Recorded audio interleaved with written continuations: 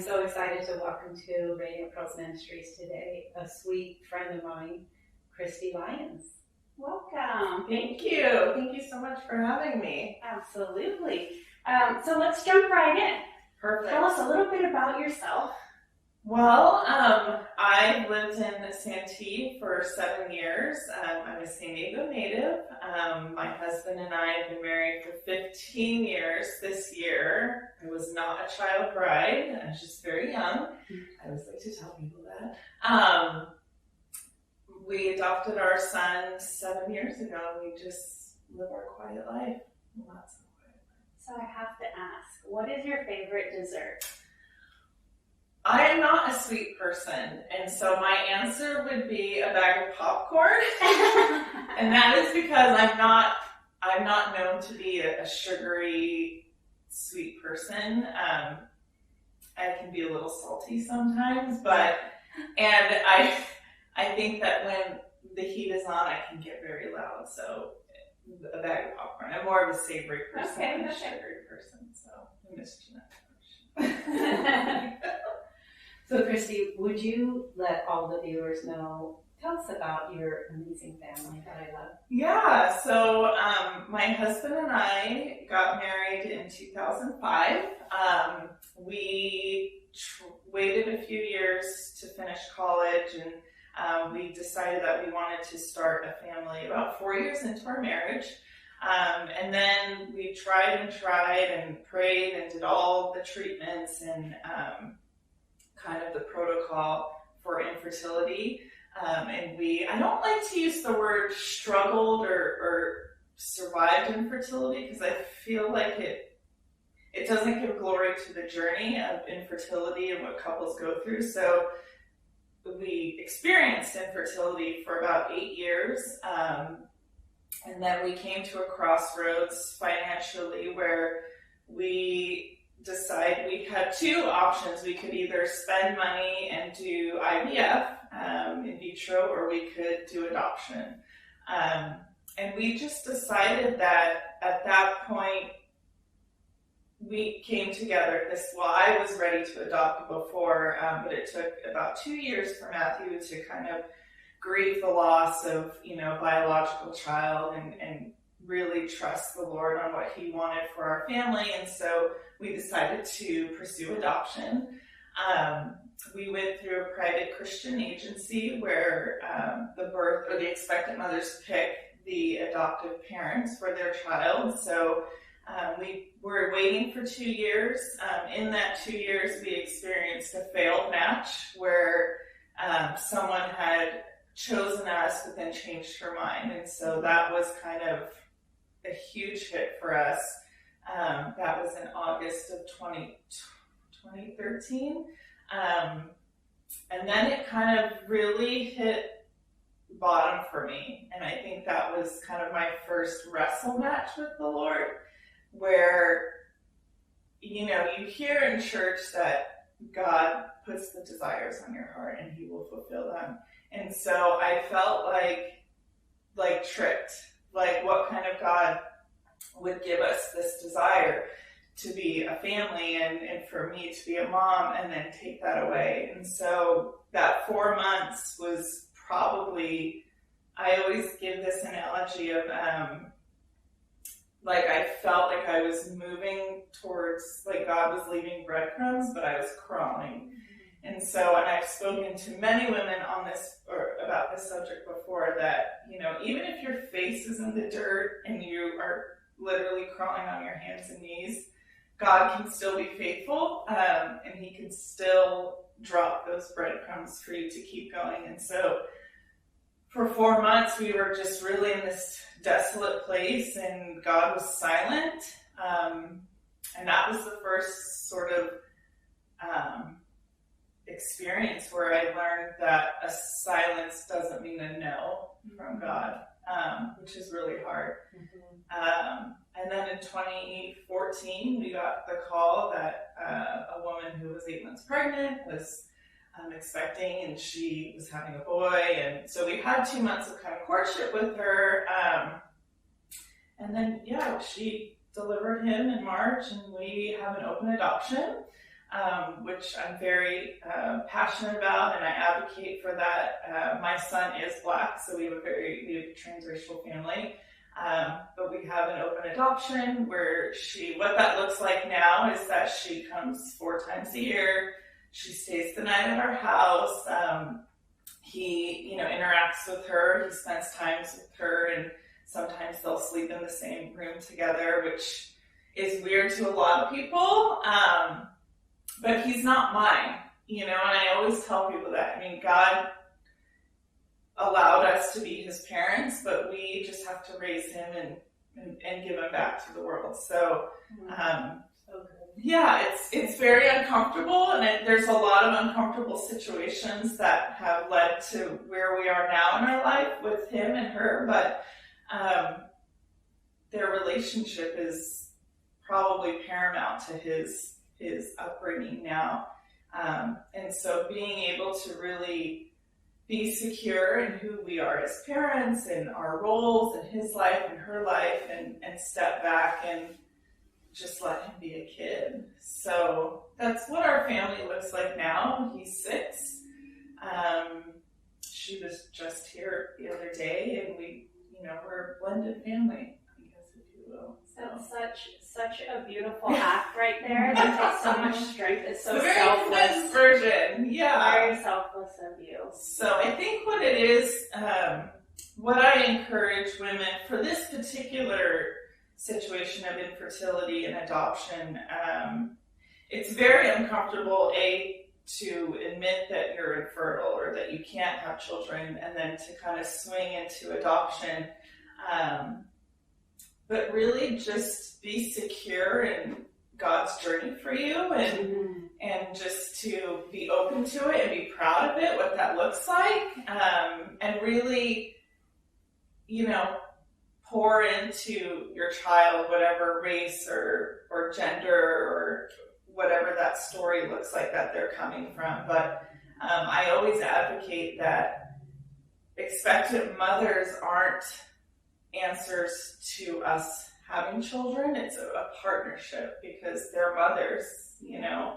So acknowledging that he had a life prior to us adopting him, even though it was in utero with her, but we try and teach him that,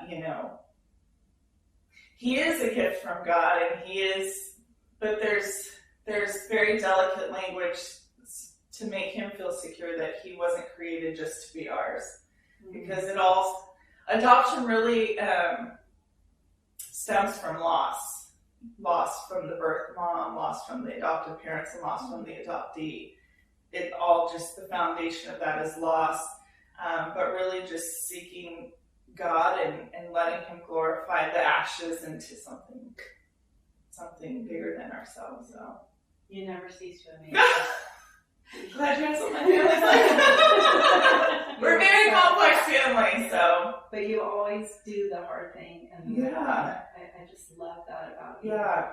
And Matthew, you guys are such an amazing family. Yeah, and we always joke that we've been through some pretty hard stuff, but we kind of come out and then we kind of feel the waters shifting a little bit, and the seasons change and the leaves drop, and we know that God's going to bring us through again. But through our courtship and our marriage and our story of becoming a family and just current events, it's the more trials and wrestling that you do with God, which is okay to have godly anger. Mm-hmm. I think that's another thing too that we've learned is where we have felt failed by ministry or whatnot, that God is always constant, Mm-hmm. and it's healthy to take that anger to him because there's nothing he can't handle. That's right. So yeah, right. So you mentioned that your son is Black. Yes. And given the situation and where we are with everything going on Mm-hmm. regarding race, what does motherhood look like for you? Motherhood currently, it looks crazy. In February and into March, we were just living life normal. we were both working full-time. Levi was in school full-time. And then when everything happened with COVID, our lives kind of got flipped upside down. And so what that looked like for me and most parents out there, you know, not being able to work, turning into a teacher at home and learning all those skills that I was not trained for, and just being inside and really protecting my son and just trying to process what new normal looks like with him. So that was March and April and May, and then with all the current events, it's really hit close to home. I mean, obviously our son's Black, and we've kind of been, I feel like God's been prepping us for the last 6 years of what's happening now. We've always, so one of the main reasons why we have an open adoption is because there are things that we can't teach our son, and we are confident in that. There are things that he will seek from people that look like him. So we've spent 6 years building a Black community for him outside of adoption. There was a time that we kind of joke about it in our support group that all of our Black children are going to think that all Black children are adopted by white parents. So we decided that it was really important for him to have a Black community outside of adoption so that he didn't think that all Black moms, you know, placed their child for adoption, or that all Black children at his school were adopted by white parents. So, I feel like God was kind of harvesting that land with him, and so now with current events, with all the protests and the movements, there's been amazing progress that we've seen happen really fast, but it's also kind of resurfaced all of kind of the yuck of what, you know, people have been brought up to think or just naturally react. And so having to shift gears from, you know, pandemic of COVID to the Black Lives Matter movement. So currently we're teaching him a little more than what he learned at school. Having a 6-year-old, we kind of give it to him in bite-sized pieces that he can digest. But he's, you know, familiar with Martin Luther King and what that civil rights movement. But it is really awesome to see how God is almost presenting the same type of society now, where he can really be a part of that history and see what people are standing for. So I feel like my husband and I, me personally, I've had to grow up a lot in the last 4 months.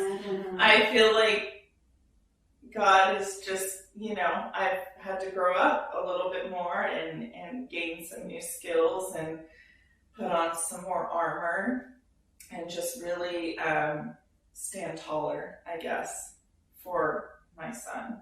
So. Well, he has the best advocate. Yes, yeah, we try.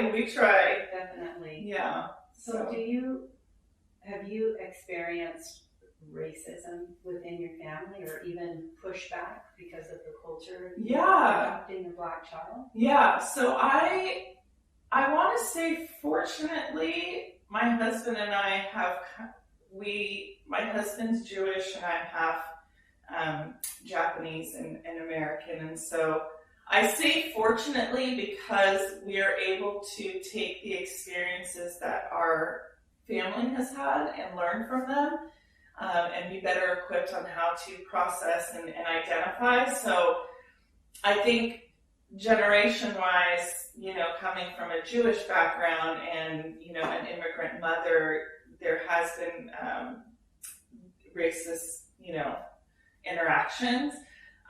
But it is different with being Black. And so having a Black child, unfortunately, that, you know, when we got him, I was a stay-at-home mom for almost 2 years. And so you kind of have this protective dome over them.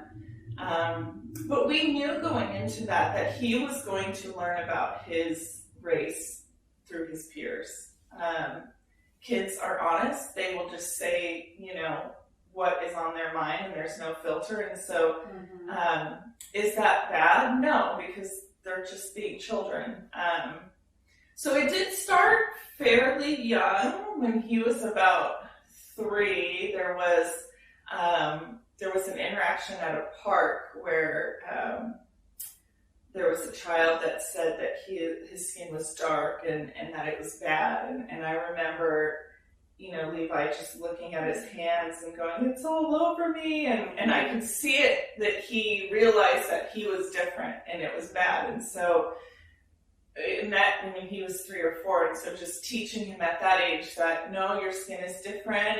And thankfully, we're so blessed to have our neighbors right next door to us are a Black family. And so, really being able to come alongside with them and spend time with them, so he's able to see that, it's just the color of your skin. And so that was a few years ago. Recently, and it's interesting because I do lean on the Black community to educate, because I don't know what to look for, what looks look like. And I remember one of my good friends told me that there's a difference between a curious look and inquisitive look, and then a look of hatred and deep-seated resentment or whatever it looks like. And so I'm having to train myself to identify those looks, even though those looks aren't to me, they're to my son. So we've had instances in banks or, grocery stores that, I'm learning to train my eyes to see what those look like, what those looks, identify those looks. But then it is complex because we are a mixed race family. And so when we're together, it's me and my tall Jewish husband and our son who's Black. So there is the looks of like, I don't really understand what's going on here and what is this family? Or a great example is we were in Costco when he was little and he was running down the aisles and we were with our cart, and this lady came up and just kind of grabbed him. Where's your parents? Are you okay? And we're here. And so I think the farther we are into being a family, the more we forget that we're different. And so, it's me. And then, I'm so sorry, it's okay. And I learned to not be upset about it, but to be thankful that people are concerned and caring for him. And it happens at the bank where, he'll go into the toy section and play, and people are looking for his mom. And I understand and acknowledge, and I agree that they're looking for a Black woman. But when they hear him call me mom, it kind of takes a minute. And so it is a different layer of complexity for our family because he is Black, but we are not. And so there's the curiosity in public, but then there's also the glare of, I do know what they're thinking. And it happened just like 2 weeks ago. We were out at a lake and this man was just staring at him, and he was older, and I could just tell. And so part of an exercise muscle that I have to grow up in is addressing it there. And so I went up to him and asked, is there something, can I help you with something? Is there any questions I can answer? Oh no, I was just looking at him, and he was kind of caught off guard, and he obviously was not expecting me to approach him. But what I'm learning through the Black community now is that my son is at an age where he's watching me, and if I don't address the issues that are happening while he's there, he could potentially think that I don't see it, or it's okay that he's treated this way. So it is uncomfortable because I feel like God, and I always talk about refinement where God kind of burns back the layers, and the story of the potter, and it just, it's fire that is not comfortable, and it's it can be scary at times, but I feel like God is preparing us for when he does get older and he's not cute anymore, where he's a Black teenager, a Black man who, he can be seen as a threat. So I think now currently it's being able to train my eye to see the things because he's too little, but if he sees me catch them as they are, then he's going to know, oh, mom knows what's going on, and she sees it, and she does not let that slide. And so, but it's hard because I'm not a Black woman. I'm not in that community, but then I'm also a mom to a Black son, so I am in the community. So it's a very delicate place to be. And I just a side note, he'll always be cute. Yeah. He's pretty handsome.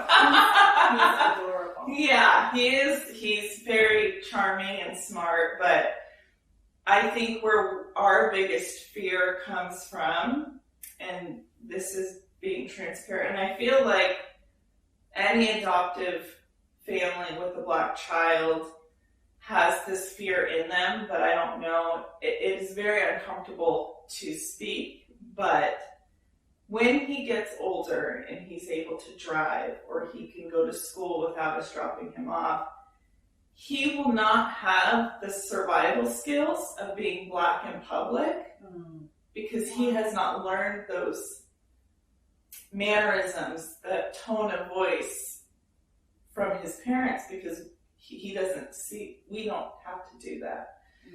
And so that's where that Black community comes in, where and we've kind of relinquished, we feel like God has called us to relinquish that authority over him, where that community will have to teach him those skills of driving and going into stores and interacting with law enforcement. So you're definitely in a unique situation that not everybody has to deal with. And it's really commendable to you and your husband how you're raising him up and opening up his life to his birth mom and the Black community. And that's amazing. Thank you. Yeah. So what is, in those moments when you do see him being attacked by another little kid or even an adult because of his skin color, what do you do, and how do you say that to a little boy? It depends on the situation. I think the glares and the stares are more common, and they're more discreet, and they can easily be ignored. But it's simply, in those situations, it's making eye contact with the person, and addressing it. Is there something I can help you with? And I've had to learn, because the mama bear comes out and you just want to fight and protect, but I also know that people are human, and I can't assume what they're thinking, even though I might think that. But just addressing in a kind, direct way. And I think that is sort of the behavior that I want Levi to see, is that he can be direct, he can be kind, he can be respectful, but he can also advocate. And so when I see stares, it's making eye contact and how are you doing today? And it kind of trips their thought up a little bit, and I'm great, and you get in a conversation, or oh, I'm fine, or do you have any questions? No, I'm okay. And just because I want, it's a muscle I've never had to develop before, but I want him to see that mom sees it and she'll say something. And right now, it's glares or people kind of watching because he's little. And I know that as he gets older, it will be different. It might look like a disagreement at school, or he doesn't get along with someone at school, or when he's in groups of friends or sports teams. And so I've been encouraged to just be involved, go to the meetings and just make a presence, because there is, we're hearing a lot of systemic racism. And I think that people are scared to even think that they would be racist, but I want to encourage people that it's okay to be uncomfortable with your own self. And it's okay to go into what you've been taught and what your parents talk about or your family talks about, and be uncomfortable with that, because the action is going to make the change. And I feel like that's where God is kind of shaking up everything right now, where it's the action. When you can say something, you can repost something on social media, you can, donate to a cause, which are all beautiful and wonderful things that will make an impact, but it's all comes down to the children are watching. That's sort of, with everything that's been going on, I see the reposts and the movements in the news, and, my heart is just kind of torn into pieces. But when I see, the perpetrators or the victims, God's kind of given me this, these lens of children, these men grew up watching a certain interaction or language, or, they were treated a certain way. And so my advocacy and my platform right now is to keep doing what you're doing, but to really, if you are in any way ever interacting with a child, that's going to be the change. It's that generation, and that's where we can to make the change, is teaching the children. And I feel like using the physical things of your voice, speaking it. I mean, it sounds so elementary, but if you see something that doesn't feel right, and I feel like everybody has an intuition, but I feel like as Christians, it's that Holy Spirit. And if God is telling you it's uncomfortable, it's probably there for a reason. And so if you speak something, you're going to be able to minister in that situation. Your children or whoever, the people around you, are going to be able to see it. But I feel like that's where God is challenging us, is to do the action. He's created this environment for change, but now it's the action of making the change. So just being able, with Levi in the moment, if it's uncomfortable, I just have this peace that it's going to be okay. God's not going to put me in a situation where I'm in danger or will be hurt or whatnot. But I feel like, and it might be evangelism to some, that is not my spiritual gift by any means, but when you just know that you have to say something, just do it. And I feel like that's what God's calling everyone to do, but for me and Matthew personally is just to say it, address it, because our son is watching. And I think that as he grows up, that will carry him into adulthood and how to interact with people. So. Yeah, and you're right in that. Our children are watching everything that we're doing, and so our actions speak louder than any we can talk all we want to them, but our actions and the way they see us interact in the world around us in these situations is really what speaks to them and leaves that imprint in their mind and in their heart. Yeah, and just the interactions with people when you don't think they're watching, when you're on the phone or at the grocery store, or the moments where, in my husband being a teacher, he's always said that children are on record until they're about 11, and then they're on playback for the rest of their life. So right now they're just recording everything, and then when they turn 5th grade or whatnot, they're just going to play everything back, and so that forms them into their adulthood. And so just being able to, in your own way, just listen to what God's telling you instead of just that intuition of that little thing that's going, this isn't really right. You should probably say something or address it. So good. Yeah. So good. I love that you always do that. You always step out even when it's uncomfortable. I must say that my children are a little bit older, that they don't ever stop watching you.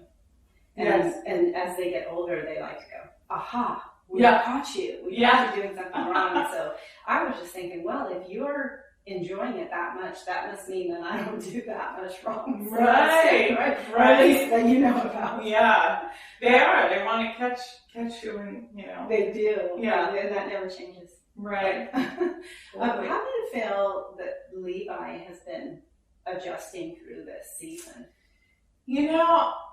It is interesting, and again, I think adoptive parents at some point in their children's journey will go through, process this with their child. But even before all this had happened, he's starting to understand his story a little bit and process his story. And so before all this happened, probably within the last year, he'll say things like, you don't look like me, or I wish my parents matched me. And so we're just having to really come alongside him and not pacify that of, oh, it's okay, or it's not what you think, or, not even really spiritualize that. And I know, and Pastor Miles had said that in a recent interview, to not overly spiritualize the reality of what being human is like in this fallen world. And so he's been, processing his story and what adoption is, and his, skin color, and him being the only Black person in our immediate family. And so it's been interesting seeing that. But now with all of the movements and the protests that are everywhere, we can't go to the store without seeing protests. We really take it as an opportunity to show him that he knows through school and through Martin Luther King that he always says that Black people had smaller drinking fountains than white people, or we weren't allowed on the bus. And so we kind of take that a little further.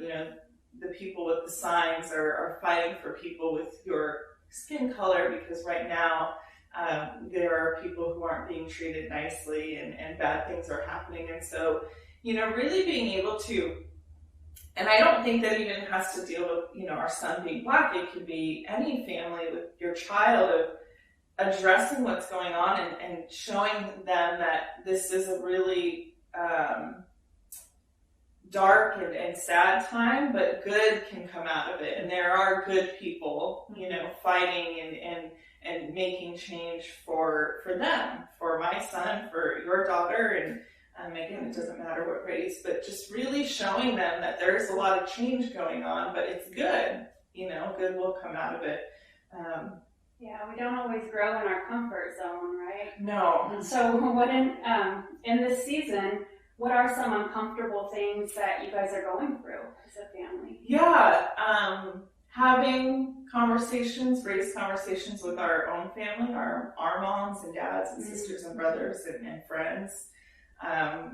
We've had to, our analogy with our family is that it's our boat, and if people are sinking our boat, they gotta get out of the boat. So we've had to kick some people out of our boat. But really educating our family and friends of what Levi's life could potentially be like. We can't say for certain what interactions he will have with people. But because of the color of his skin, we do know now that it is a reality, that those could very well happen. So it is uncomfortable having those conversations with our family. Our families are kind of sanctuary, but addressing these hard subjects with them and educating them, even though they're not going to be going through that. And so that's been really interesting. They like to think that Levi's part of our family, and this won't happen to them, and because they won't have to experience that, but just forewarning them that these things could happen to them, and this is how we support him. And if you guys don't agree with that, then at least you know where we stand. Mm-hmm. So those have been hard conversations with him, and just practical things.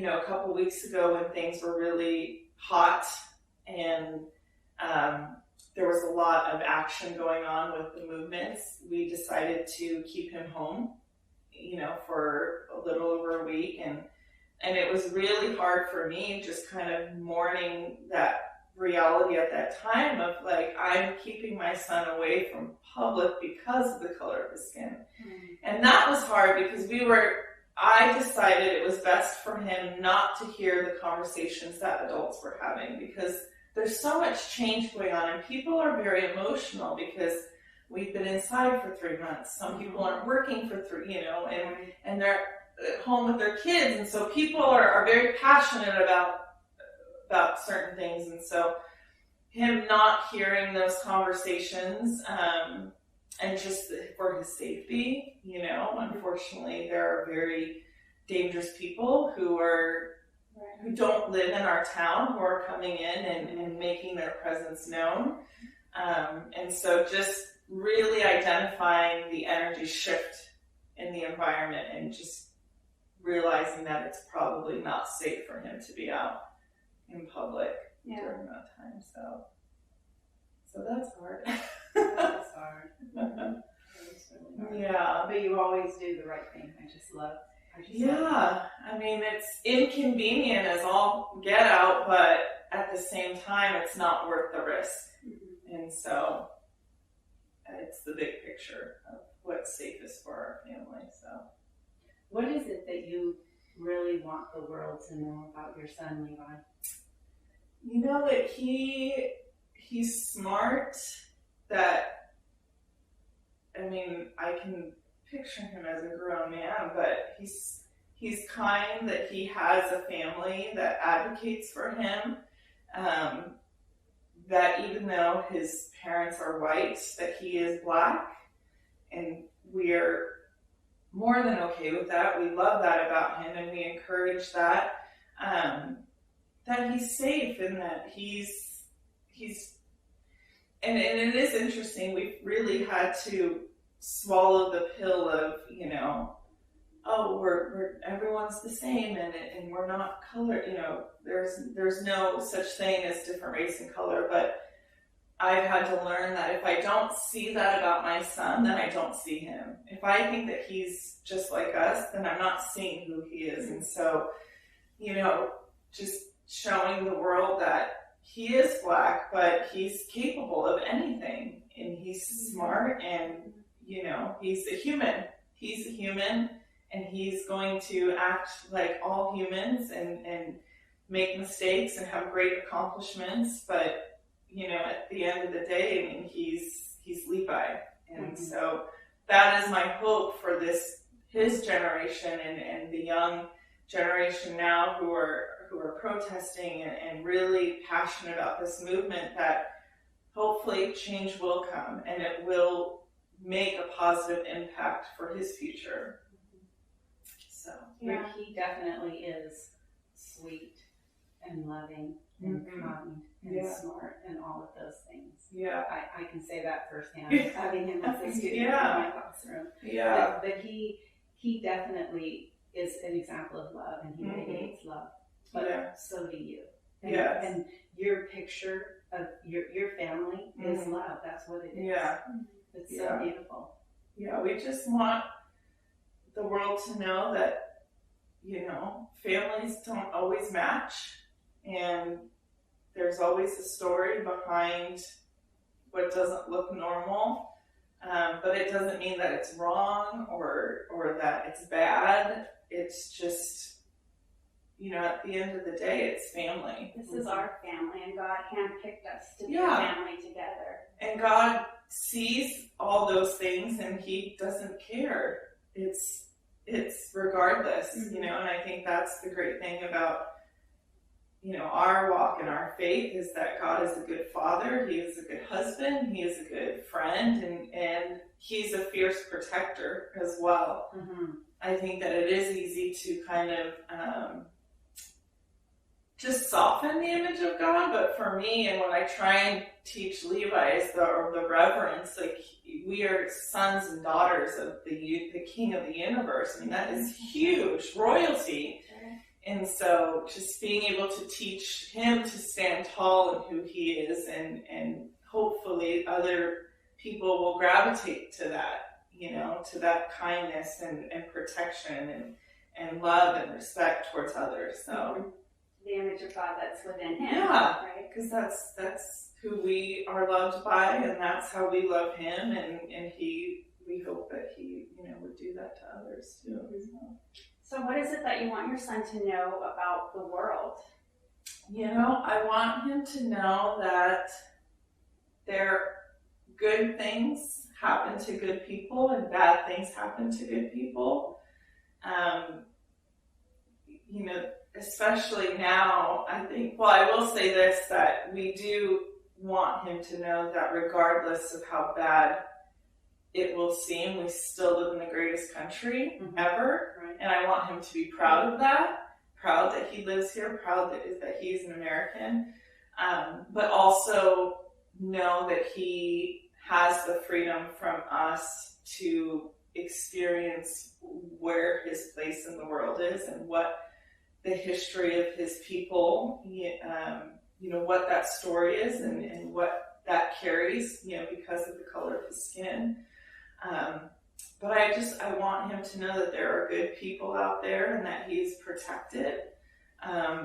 There is safety, and, that he really he can make change.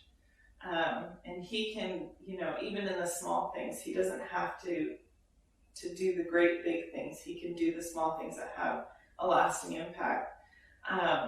I also want him to know that he doesn't have to find truth in media and social media. I fear that for his generation, that he will not know what it's like to not have a cell phone or to have a computer. Mm-hmm. And I just want him to know that he can seek answers outside of what everyone is telling him is the truth. Because at the end of the day, open up the Bible, it's all there. Those are where all the answers are. And so open up the Bible. God has already written it down.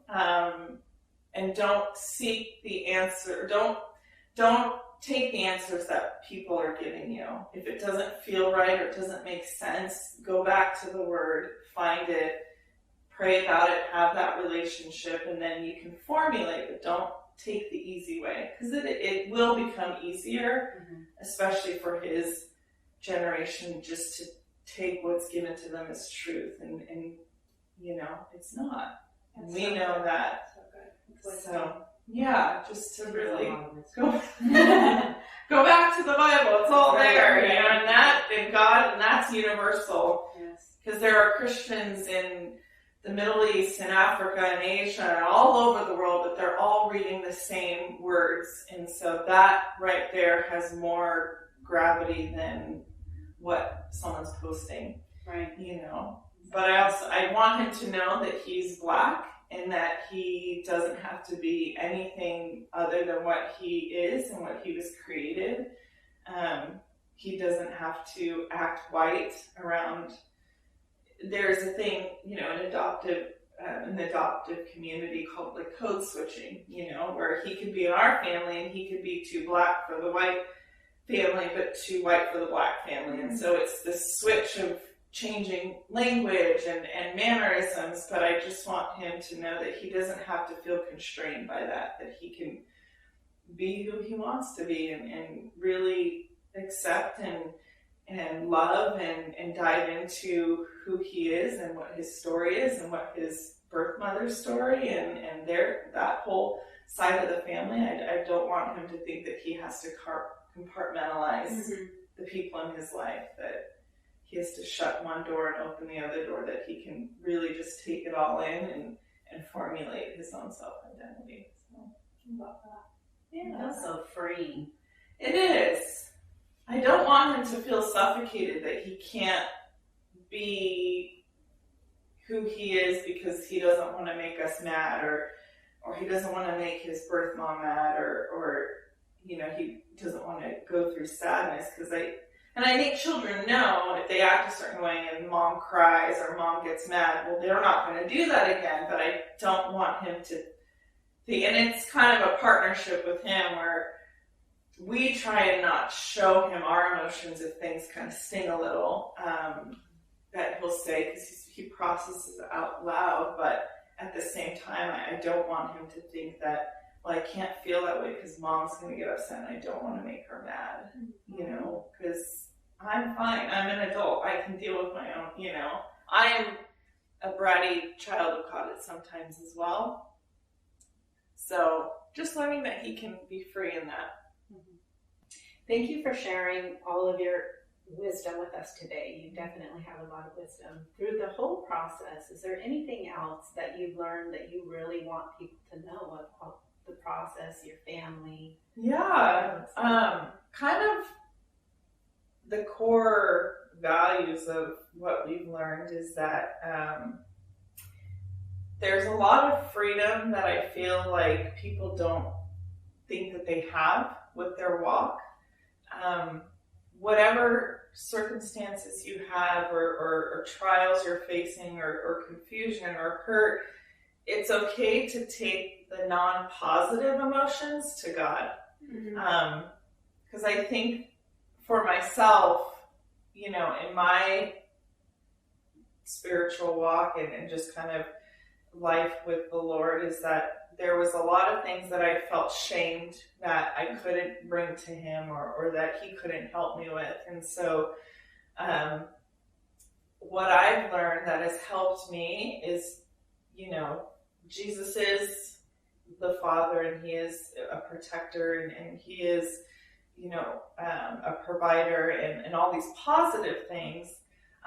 But he is also a suffering servant. And I love the two things in his life that stand out is when he's in the garden and he's pleading. He knows what's going to happen. And I think as Christians, we know in the end, God will bring us through it and God will provide. But in that moment, Jesus was in the garden and he knew what was going to happen to him, and he knew what that looked like, and he had the power to stop that. But I think that he stepped out of that role and was human and pleaded with God, as if there's any way that this could not happen to me, can you just make that happen?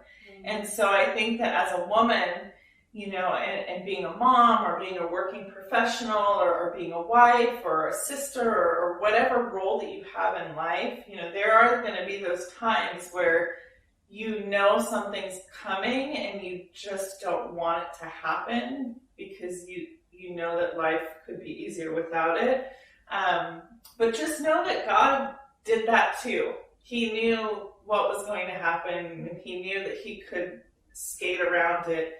But he pleaded with his Father for it not to happen. And I think that really humanized God for me, that, wow, you're not just king of the universe, like you actually begged to not go through this as well.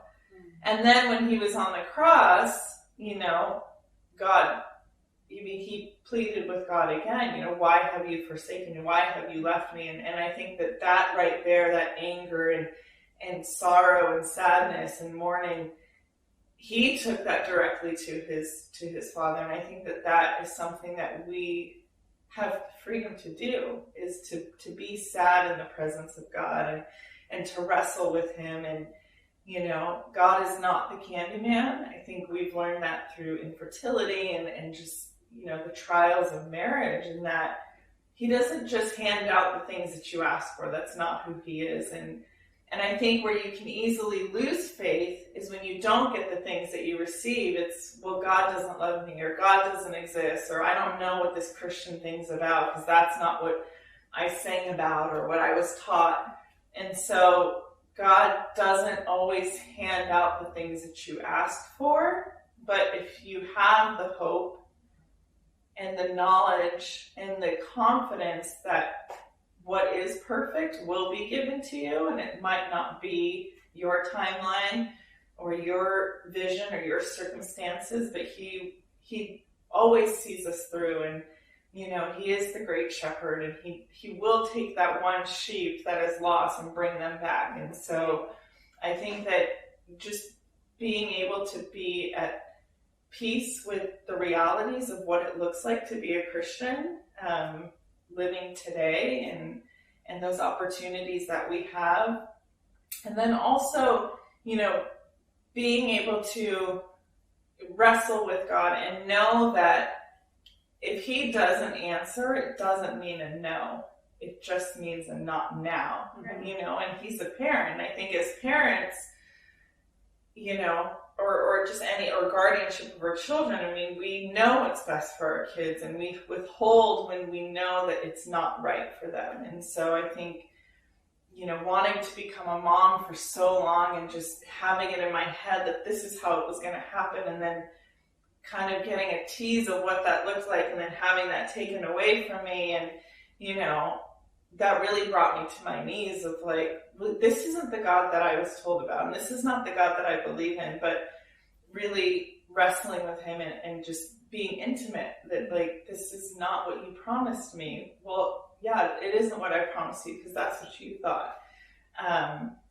you know, and just being a cancer survivor and going through that at the age of 33 of like, this isn't what it's supposed to happen. And, you know, but just really, really listening to what God is telling you and being able to exercise those muscles and really like the audio of just listening to him saying, you know, you're going to be fine. It's going to be okay. He doesn't promise that you're not going to go through it. He just promises that it's going to be good. And so it is easier to not do the hard things, but to do the uncomfortable is so much more rewarding. So having that strength to go through it, to ask for help, you know, to be uncomfortable and ask people for prayer or lean on someone who might have gone through whatever you're going through ahead of you so that they can walk alongside of you and having that hope that it will get better. But also just relinquishing your control. There are things that you can control, but there's a lot that you can't. But God has it all figured out. And really just knowing that as women, and I always tell, you know, my sisters in Christ this, when they're not feeling well or they're feeling insecure or that they don't belong, that, you know, you just look at the royal family, Google Kate Middleton or whatnot, and just look at any royal family and you see that crown and their just their style and their grace and just that pride, and like that is just a tiny mustard seed of what we are in the kingdom. And it's that we're daughters to the King of the universe. And so just be proud of that you're a princess and we're kings and queens and the king, and that will come, you know, our life will, in the blink of an eye, will transition into what we were meant to be. And so holding on to that and just knowing that it's okay to have hard days. It's okay to not know the answers. It's okay to be angry or sad or you know, but just not to give up and just to keep your eyes focused, to just stay in the game, I guess, you know, because this isn't forever. And, you know, one thing that I love to do is just picture what my room in the mansion's going to look like. And just, I don't know, be worldly. Think about sapphire floors and diamond ceilings, you know? I mean, that's just the things that God promises. And just knowing that, like, our heaven is so much bigger, and really seeking out the things on this earth that give you that vision, whether it's, you know, going on a walk in nature or being by the ocean. Or for me, I love going to the Oregon Pavilion in Balboa Park because I always look up and I see the pipe organ, but God has given me this vision that in heaven, I mean, you won't even see the end, you know, of these organs. It's going to be so loud, and just really take those opportunities to gravitate towards those things that give you that slice of heaven. Because I feel like God puts those things on earth, whether it's people or environments or places where it's like, this is the taste, and just keep coming here. You know that this is what it's going to be 10 times better. We don't even know how much better. So one of those great things here on earth is worship. Yes. What is your favorite worship song? I love Good Grace by Hillsong. That is a great song. And the reason why I love that song is because it is, when you hear it and you hear it in church or you hear it in your car, the way that they sing it and the words of the song, I mean, it's such a proclamation. Mm-hmm. It's emotional, but it isn't sad, or it's such a firm stand that, you know, and the words were, you know, swing wide and the praise go up as the walls come down. I mean, you just literally envision like walls of hurt or whatever it is in your life coming down, and just this overflow of praise. And I just love that it's so loud, you know, it's loud to sing it, and it's almost like a direct call to God. It's a proclamation. Kristi Lyons, I can't thank you enough for joining us today. You have a wealth of wisdom. Thank you. And your love is amazing. The love that your family shares, the way that you interact, the way that you teach and you do the hard things. You've been a huge blessing to us today. So I just want to thank you so much for coming. And there's more to your story. There's a lot So we're looking forward to having you back sometime. Yes, thank you. I would love that. Absolutely, absolutely. And remember, you have strength, you have hope, and you have loveliness. Thank you for joining us on Radiant Pearls Ministries. We'll see you soon. Bye. This is all you see in Radiant Pearls Ministries.